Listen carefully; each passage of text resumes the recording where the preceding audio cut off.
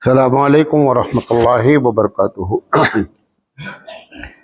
अल्हम्दुलिल्लाहि रब्बिल आलमीन वल आक़िबतु लिल मुत्तक़ीन वस्सलातु वस्सलामु अला रसूलिहिल करीम। मोहतरम हज़रात, हम औलाद की तरबियत कैसे करें, कुछ अमली शक्लें आपके सामने पेश की जा रही हैं और आज इसका सीरियल नंबर 19 है। हम बात कर रहे हैं कि खाने के बारे में, खाने में तरबियत क्या होनी चाहिए। तो पार्ट नंबर 18 में हमने कुछ बुनियादी बातें बयान की। एक बात ये याद रखें कि हर चाहे तो ये किसी बड़े दानिश्वर या बड़े आलिम का कौल है कि खाने पर जब लोग बैठते हैं तो आप अंदाज़ा लगा सकते हैं कि कितनी मुहज़्ज़ब कौम है। सब कुछ खाने पर जाहिर हो जाता है कि खाना खाते कैसे हैं, इनका मिजाज क्या है, इनके अंदर खैर ख्वाही दूसरे के लिए है या नहीं है, लालची हैं, इनका ख़ानदान क्या है, सब कुछ पता चल जाता है। तो इसलिए खाने की तरबियत पर वालिदैन को बहुत ज़बरदस्त नज़र रखनी चाहिए, क्योंकि उससे उनका बच्चों के वालिदैन का भी एड्रेस मालूम होता है कि ये हकीकत में किसके घर के पले हुए बच्चे हैं।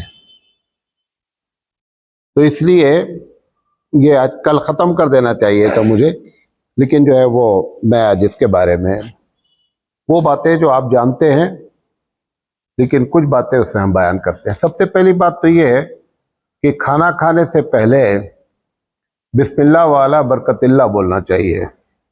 सुन्नत तरीका ये है। कोई अगर बिस्मिल्लाह भी कह दे तो ठीक है, लेकिन बिस्मिल्लाह वाला बरकतिल्लाह जो है वो ज़्यादा मुनासिब लफ्ज़ है। जितने भी काम है दुनिया के, एक को छोड़कर, कि हर काम से पहले अल्लाह के रसूल सल्लल्लाहु अलैहि वसल्लम ने फरमाया कि बिस्मिल्लाह बोलें। और इस पर पूरी तकरीर मैंने की है, कहीं रिकॉर्ड होगी, कि हर बिस्मिल्लाह हर चीज से पहले अलग माना रखता है। आप जब बिस्मिल्लाह कहते हैं तो खाना खाने से पहले कहते हैं तो इसका एक अलग माना होता है। माना नहीं कहिए, मानवियत अलग होती है। और कपड़ा पहनते हैं तो एक माना होता है, कोई काम करते हैं तो एक मानवियत होती है। तो बच्चे को ये समझाने की फिक्र करें कि बिस्मिल्लाह खाने से पहले क्यों कहा जा रहा है। हकीकत में जो खाना आपके सामने लगा है, चाहे वो फ्रूट की शक्ल में हो या खाने की शक्ल में हो या जिस शक्ल में भी हो, बहुत से लोगों ने मेहनत की है तब वो एक प्लेट खाना बना है। उसमें किसान ने मेहनत की है, फिर फैक्ट्री वालों ने मेहनत की है, फिर बाजार वालों ने मेहनत की है, फिर आड़तियों ने मेहनत की है।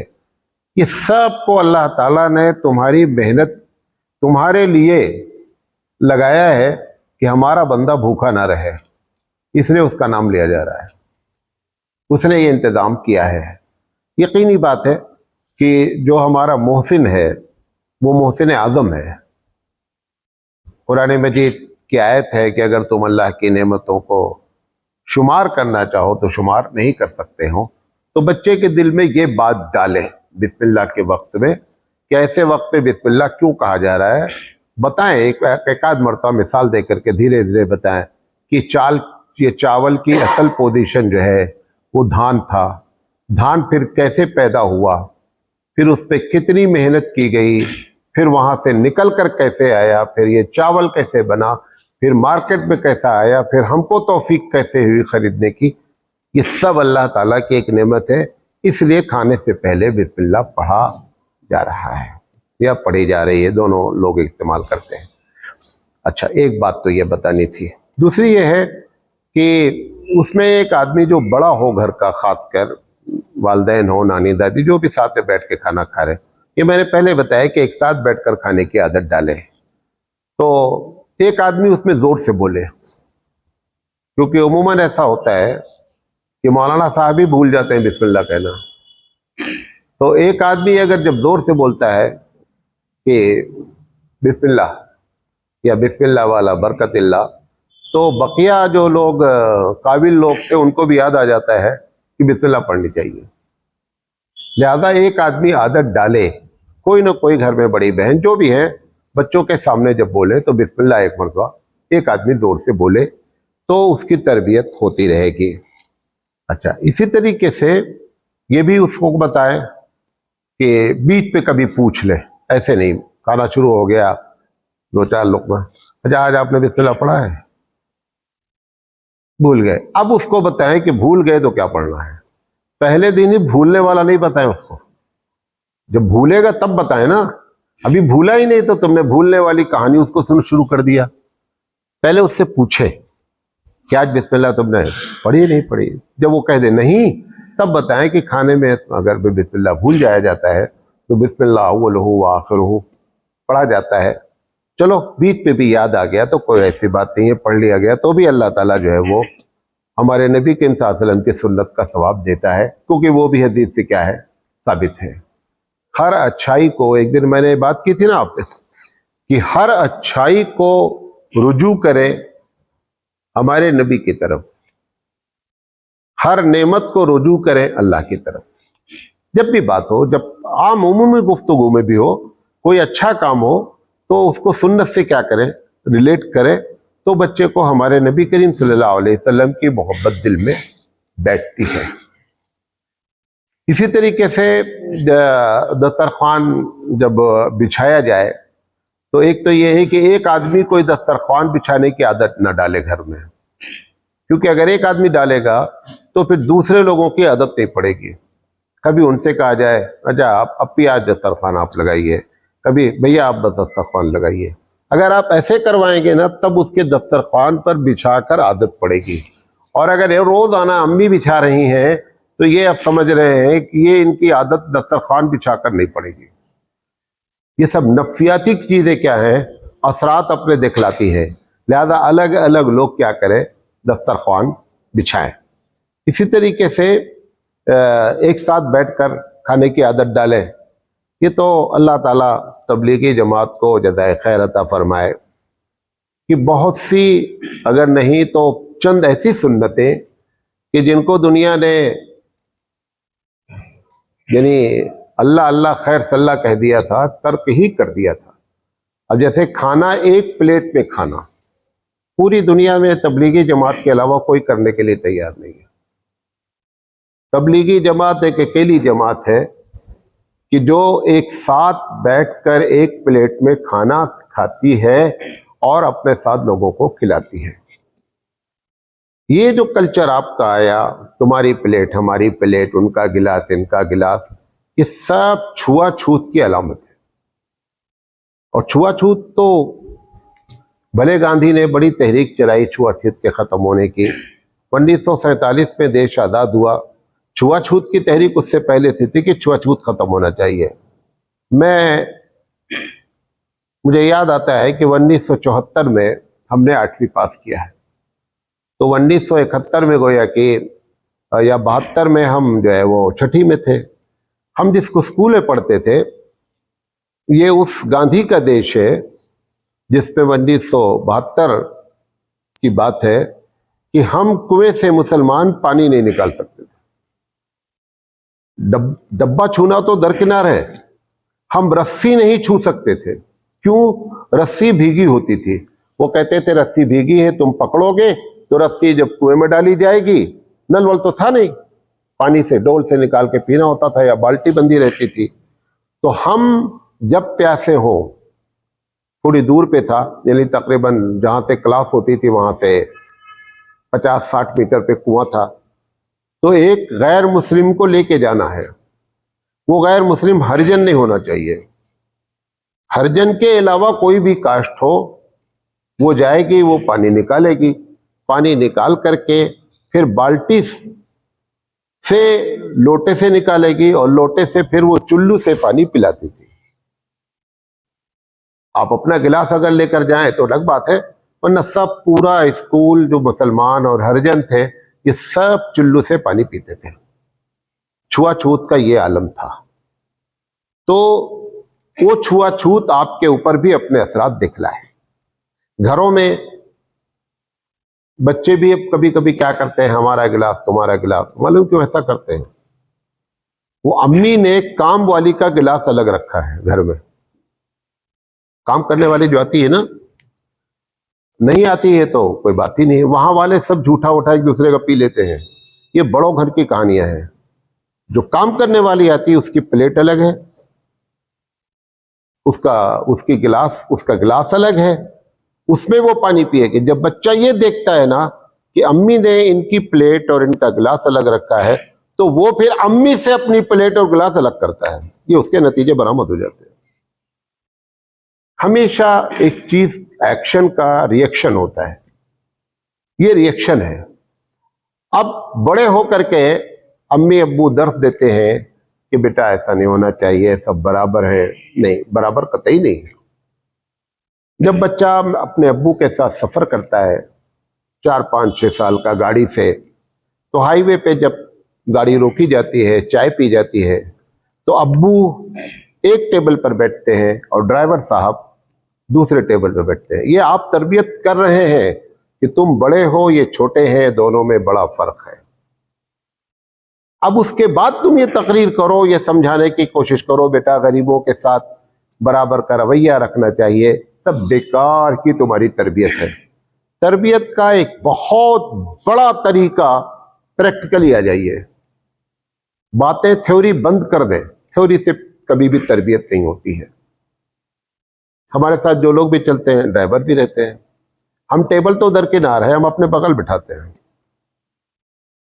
वो भी जो बहरा आता है वो भी घबरा जाता है पहले कि ड्राइवर साहब भी बैठे हैं और ये मालिक भी यहीं बैठा हुआ है।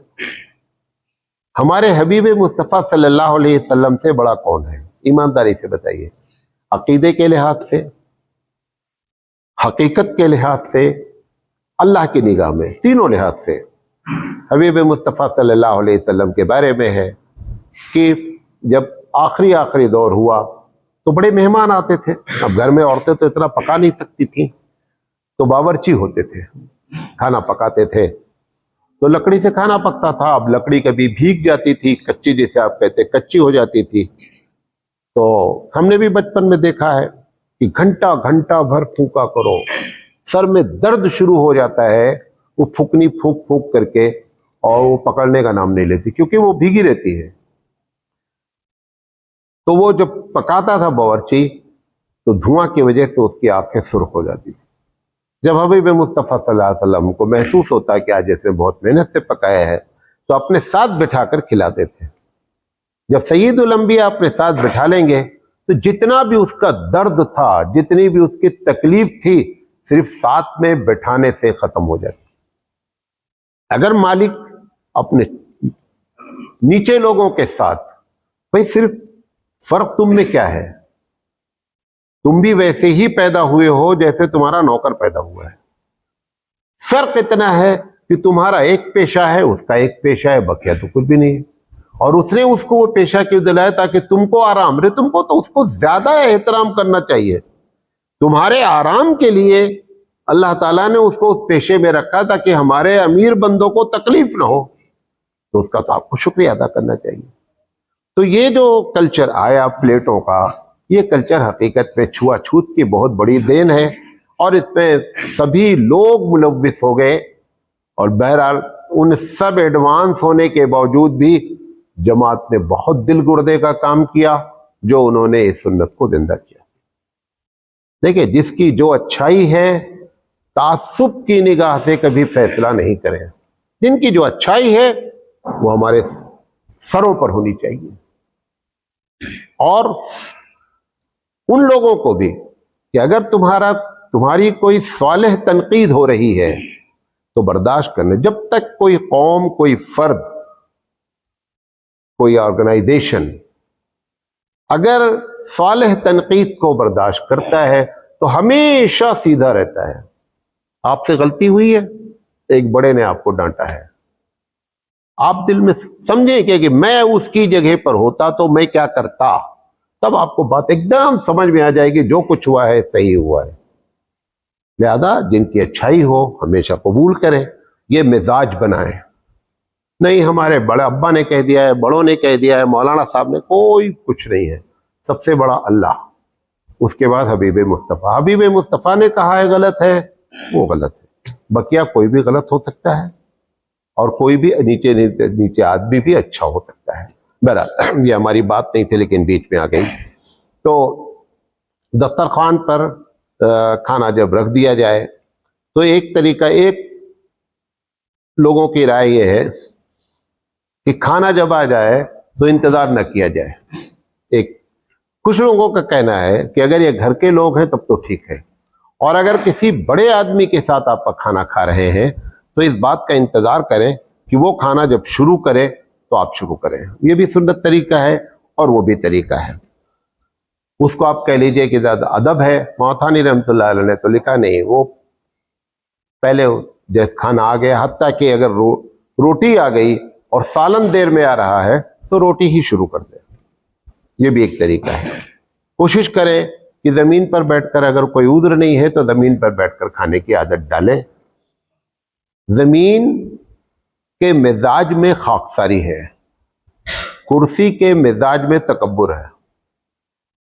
जमीन पर लेटना, जमीन पर बैठना, जमीन, ये जितना भी आदमी आप करेंगे ना तो उसका जो जमीन का मिजाज है वो तुम्हारे अंदर में मिजाज आएगा। आप देखें हमेशा तकब्बुर करने वाले कुर्सी वाले लोग हैं, जमीन पर बैठने वाले तकब्बुर नहीं करते, क्योंकि जमीन का मिजाज ही खाकसारी है। बात करी समझे? तो जमीन पर बैठकर खाएं। बाद हदीस से मालूम होता है कि सुन्नत तरीका यह है कि उकड़ू बैठकर खाएं। उकड़ी बैठकर खाने वाले अगर बचपन से आदत पड़ जाए तो ये कभी पेट नहीं निकलेगा, कभी नहीं निकलेगा। पेट हमेशा बेचारा दबा रहेगा। पेट निकलता है पलथी मारकर खाने वालों का, जिनका भी निकलता है, हमारा निकला, आपका निकला, जिसका भी निकला, इसका मतलब ये उकड़ू बैठकर खाता ही नहीं है। और अगर उकड़ू बैठकर खाने में शुरू करेंगे तो नहीं प्रॉब्लम होगी। अब हम शुरू करें उकड़ू ना तो खाने ही पर हम फट पड़ेंगे, अब तो नहीं खा सकते। लेकिन अगर बचपन से आदत डाली जाती तो ये हालत नहीं होती। दूसरा तरीका, सुन्नत तरीका ये है कि एक पैर पर बैठ जाएं, यानी पैर को मोड़ लें, बैठ जाएं और एक पैर को क्या कर रखें, खड़ा रखें। इससे भी जो है ना पेट नहीं निकलता है और आदमी जो है ना वो कम खाता है, कम खाता है, क्योंकि जो आते हैं वो क्या रहती हैं, दबी रहती हैं ज्यादा। ये सुन्नत तरीका है। इसी तरीके से दाने हाथ से तो आप खाते ही हैं, दाने हाथ से खाना खाना चाहिए। कोई चीज अगर ऐसी है जैसे मछली है या फ्रूट है, खजूर है, तो दो दो एक साथ नहीं खाएं, एक एक खाएं उसके बाद दूसरी खाएं। दो दो एक साथ खाने का चक्कर। तो कल आप लोगों ने मछली कैसे खाया? नहीं खाया, बांट के खाया या वह रख दिया ऐसे? हाँ, अलग अलग दिए? नहीं, एक जगह रख दिए। अच्छा, तो वो एक दिन करने से फायदा लेकिन नहीं होगा, वो जिंदगी में होना चाहिए, रोजाना होना चाहिए। अच्छा, इसी तरीके से खाने के लिए जो है वो खाना कोशिश करें थोड़ा निकालें। और ये भी आपको बता दें, बाद जगह का कल्चर है कि हमारी खाना हमको खाना है, निकाल देते ये भी गलत कल्चर है। अभी हम गए तो दूसरे मरतबा इत्तेफाक से उन्हीं के यहाँ, तो हमने कहा आज ऐसे खाना खाने का है। ये तो कटोरी में तुम लेकर के आ गए और इतना डाल दिया, मजबूर हूं मैं खा ही नहीं सकता इतना तुमने निकाल दिया है। आप एक कटोरे में सालन ले, जो भी सब्जी, 4 तरह की सब्जी है, 2 ले आए, जिसको जितनी जरूरत होगी। कोई ज्यादा खाने वाला होगा, कोई कम खाने वाला होगा। आपने मजबूर कर दिया हमको, क्या इतना खाएं। ज्यादा सालन या चावल, ये दोनों चीजें जो है ना, सब्जी वगैरह निकाल करके रखी जाए बड़े डोंगे में, वहां से निकाल कर खाई जाए। और बच्चों को पहले दिन से बताएं, घर में भी ऐसा करें, साफ करके नहीं खाएं, प्लेट नहीं, वो बर्तन जितना आया है सब खा लें, ऐसा नहीं करें। उसमें जरूर छोड़ें, थोड़ी दाल छोड़ें, थोड़ा चावल छोड़ें, थोड़ी सब्जी छोड़ें, ये आदत डालें। जब आदत हो जाए तो ठीक है, घर का मामला कोई मसला नहीं है। क्योंकि अगर कहीं मेहमान में जाते हैं तो ऐसी शक्ल में जब आप पूरा खा लेते हैं तो मेजबान को अंदर से ये होता है कि शायद अगर और होता तो ये और खाता, तो आपने उसको तकलीफ में मुब्तला कर दिया।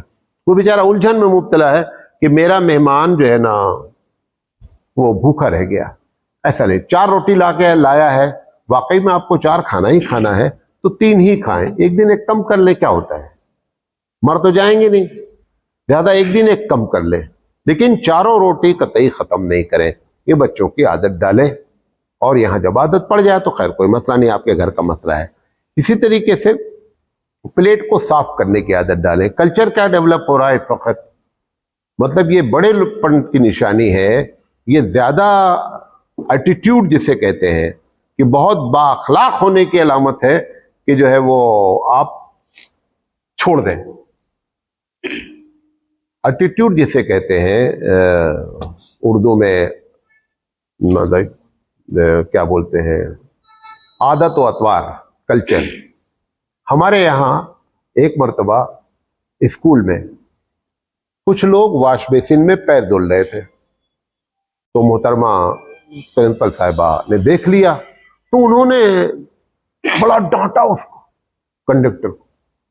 उसने कहा कि मैं इसमें मुंह धुलती हूं, तुम इसमें पैर धुल रहे हो, तुम्हें शर्म नहीं आती, ये तुम्हारा अखलाक है, दिस इज योर एटीट्यूड, ऐसा होता है, तुम लोगों को सलीका नहीं है। तो अब वो इतना उसने उसको ले लिया, प्रिंसिपल ने हवा की मीटिंग कॉल कर लिया।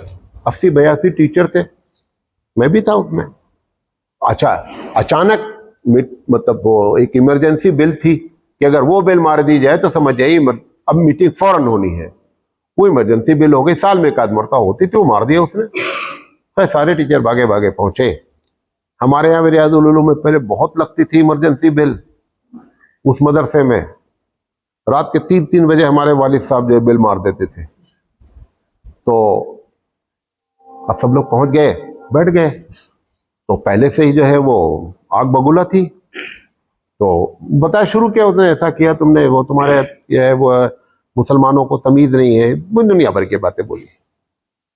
तो लेडीज टीचर बैठी थी, इसीलिए रखी जाती है कि कुछ भी बोलो तो बोलेंगी नहीं है, बकिया सब जगह बोलेंगी, जहां बोलना है वहां नहीं बोलेंगी ये। तो कहने लगे मैम क्या कर सकते हैं, मजबूरी है, पैर तो धुलना है वुजू करने के लिए। करते करते हम 4-5 लोग मुस्लिम टीचर थे, तो उन्होंने कहा what is your opinion mister Ahmad ji. हमने कहा यू आर 100% रॉन्ग, 100% आप गलत बात कर रही हैं। कहा क्या? हमने कहा मुझे ये तकलीफ होती है कि जिसमें हम मुंह धुलते हैं उसमें आप उल्टी करती हैं। भाई आप जो आपको जो वोमिटिंग आती, उल्टी आती, कहां जाके करते हो? उसी बात बेसिन में ना। हमने कहा पैर का धोवन एक बर्तन में रख देते हैं, उल्टी को एक बर्तन में रख देते हैं, आप बताइए दोनों में बुरा कौन लगेगा? का उल्टी। हमने कहा उसमें तुम उल्टी अगर कर सकती हो तो मैंने पैर धुल लिया, तो कौन एटीट्यूड और सलीके के खिलाफ हो गया? हमने कहा जिसको आप एटीट्यूड समझे that is the attitude, what we feel attitude that is not the attitude. का मीटिंग बर्खास्त। मीटिंग बर्खास्त। और ये अल्लाह ताला की तरफ से होता है कि मुझे फौरन याद आ गया और हमने कहा खिकारती हो, थूकती हो, दुनिया भर की बातें की मैंने। हमने कहा हमको तो ये बुरा लगता है, फिर उसी में मुंह धुलती हो। हमने कहा कि जो कुछ उसने किया एकदम सही किया, किसी भी एटीट्यूड के खिलाफ नहीं है, गलत कह रही हैं आप। तो एटीट्यूड तो लोगों ने अपना अपना बना, एटीट्यूड वो है जो हबीब मुस्तफ़ा ने कहा है। इसी पर हमको प्राउड होना चाहिए, इसी पर हमको फख्र होना चाहिए, और यही हमारी जिंदगी का सलीका होना चाहिए। किसी को अच्छा लगे तो, किसी को बुरा लगे तो। बात मेरे समझे, जब ये कौम, कोई भी कौम अपने नबी की बातों को पर फख्र करती है तो रब्बे जुल जलाल चाबी उसके हाथ में देता है। और जब आप शर्म महसूस करते हैं, मुफ्ती सईद अहमद साहब पालनपुरी रहमतुल्लाह अलैह ने एक बड़ी अच्छी बात कही। उन्होंने कहा कि सब लोग दाढ़ी रख लो, मुसलमान मर्द, औरत तो नहीं रख पाएगी ना, सारे मर्द दाढ़ी रख ले, और सारी औरतें जब निकले बाहर तो बाहिजाब हो और टोपी लगाएं। कोई अगर आपको छेड़ना चाहेगा तो 1000 मर्तबा सोचेगा।